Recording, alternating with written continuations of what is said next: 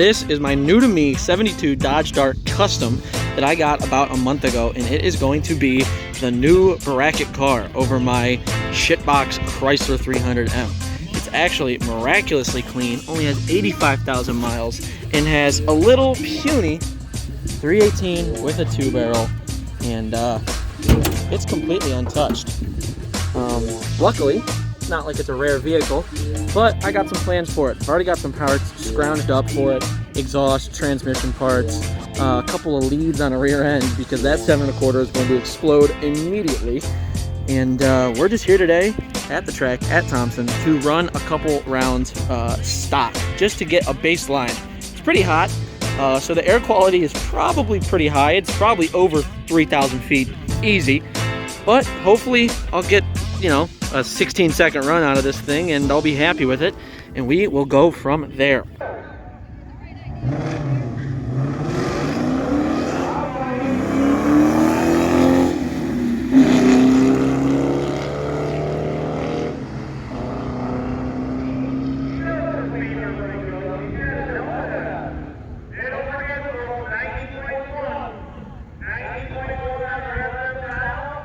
This thing just went a 1664, which is frankly like a tenth or two quicker than I thought it would go.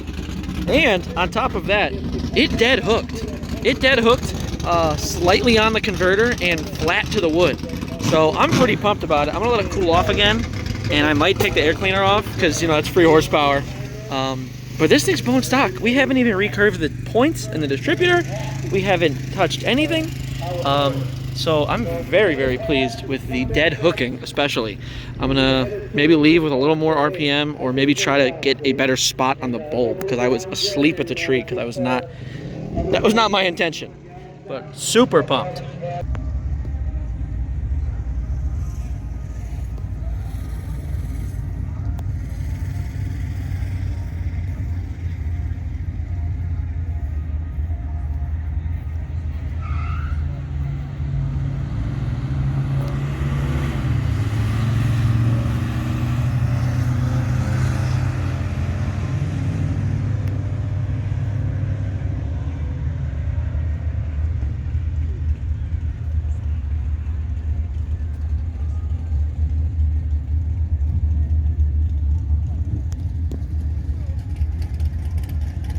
Well, taking the air cleaner out proved to be quite the bad idea. It stalled at about, I don't know, 100 feet, and I had to shove the thing in neutral and crank it and get it running again.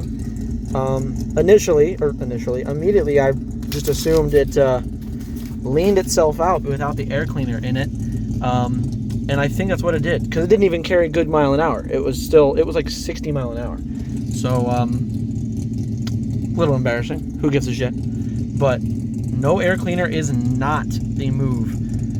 Just running it as it is. That little 2-barrel does not like that much air. Not very shocking, but I guess we'll wait until the sun goes down a little more and we'll get back at it, because I think this thing has more than a 1660 in it. So we shall see. It spun the tires. That's why I had to lift, and then I got back in it and it died. Well, I lifted after spinning the tires, and I lifted so hard it leaned it out. On the return road, I stopped and launched it twice, and it spun the tires and took it. So I don't know. All right, I am going to run this thing in stock eliminator, basically just as a time run, because why not? You know, I'm already here. I'm just gonna run it out the back door, and shit, maybe the guy will give it to me or he'll red light, but I'm not gonna try to drive the finish line. Just trying to get a clean pass out of it. Put a 62 on the window. Maybe it'll go 60 since I dialed it down, but I doubt it. So here we go.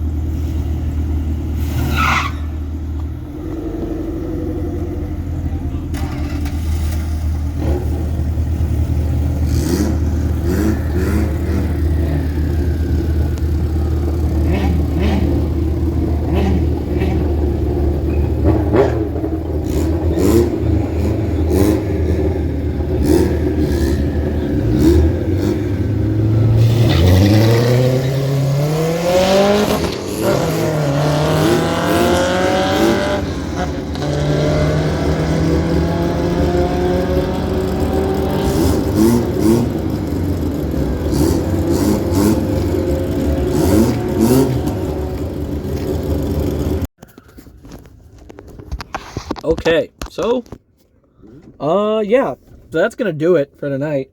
I went a 73, and I was down like less than a mile an hour. It was 80.7 if you want to be exact. My 60 foot was the same as the first pass, but apparently it squawked the tires a little bit on the line. So maybe that first pass it didn't dead hook, and I just couldn't hear it, and my dad wasn't at the starting line to see it. But yeah, it slowed down. My pass before this was a 75, and it slowed down about 2 to 3 throughout the whole track. It was this pass, it was 3 quicker on the 60, 3 quicker on the 330, about 2 or 3 on the 8th mile. Mile an hour was the same, within 300ths, 80.7, 80.73. So yeah, I'm happy about it. I'm very excited to see how I can take this car and make it not as slow as the Chrysler. I haven't even recurved the distributor, so I'm going to mess with some stuff. I need a fan shroud. Temp gauge was climbing when I was waiting in line to get in. But fan shroud and a better fan. Not take that clutch fan off. Take the stock fan off. And that's horsepower, too. That's like 15 horsepower on the motor like this. This is only a 9-to-1 motor. This is a 72, so it's probably getting into the smog era motors. But I'm happy. I'm excited.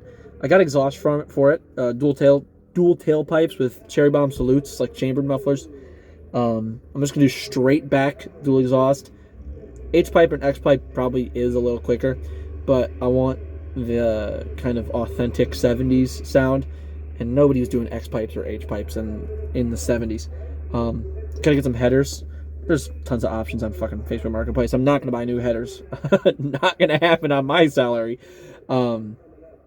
Because I don't want to put the exhaust on the stock manifolds and then have to go back. And so, got to find headers. Got to find a mini starter.